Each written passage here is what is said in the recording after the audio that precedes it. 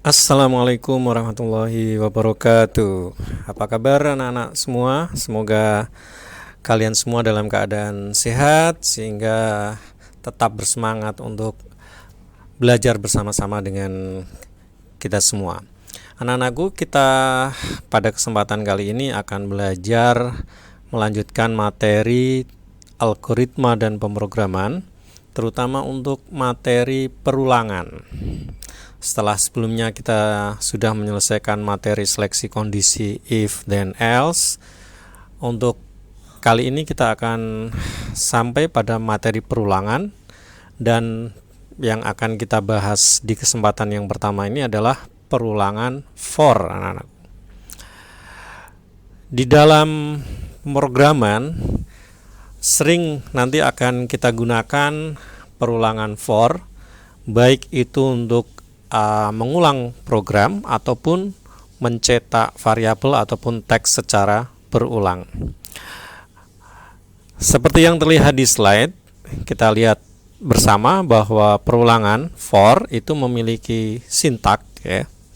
Perulangan for memiliki sintak for statement 1, statement 2, statement 3. Statement 1 adalah menunjukkan kondisi nilai awal dari for, kemudian statement 2 menunjukkan nilai akhir dari for, sedangkan statement 3 menunjukkan adanya block increment.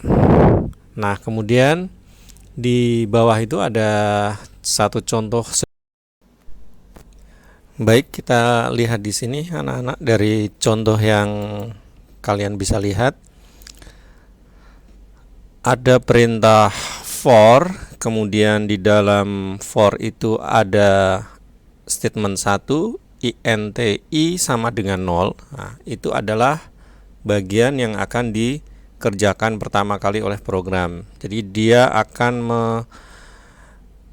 mengerjakan i sama dengan 0, di mana i itu adalah sebuah bilangan bulat.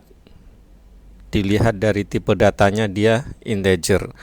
Kemudian di statement yang kedua, i kurang dari 5. Kemudian di statement ketiga, i++. Itu artinya ada kenaikan nilai atau increment yang mengandung maksud i sama dengan i plus 1. Jadi perulangan ini akan membatasi dari nilai 0 sampai nilai 4 karena i kurang dari 5. Kemudian agar fungsi for ini bisa berulang, maka ditambahkanlah increment i, sehingga i yang tadinya nilainya 0 kemudian dia akan looping atau berputar atau berulang menjadi nilai 1, kemudian bertambah lagi nilainya i menjadi nilai 2, 3, dan 4. Di mana untuk setiap perulangan dia akan mengerjakan perintah cout i. Artinya dia akan mencetak isi variabel i atau mencetak angka yang tadi kita jelaskan. Berarti output dari program ini dia akan menghasilkan keluaran berupa angka 1 sampai 4. Baiklah, untuk mempermudah pemahaman kita mengenai apa yang dilakukan oleh perintah for ini, di halaman berikutnya kita bisa lihat bagaimana cara kerja melalui flowchart for. Jadi di awal itu ada start, mulai, kemudian dia mengalir ke bawah, ada pernyataan i sama dengan 0, memberikan harga awal i sama dengan 0. Selanjutnya ke bawah lagi ada decision, akan dicek apakah i kurang dari 5. Ketika i kurang dari 5 itu terpenuhi atau jawabannya ya, maka dia akan selesai. Ketika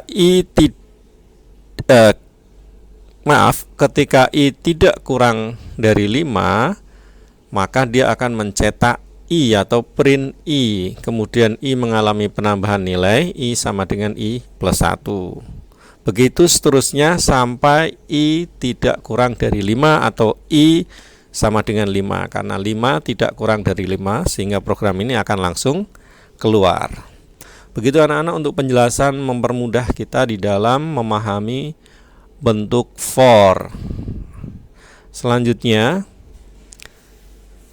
ini ada dua contoh yang menghasilkan output yang berbeda, di mana bagian yang atas itu dia mencetak nilai 0 sampai 4 dengan tampilan dari atas ke bawah, karena setiap selesai mencetak di sana ada perintah \n atau memberikan garis bawah.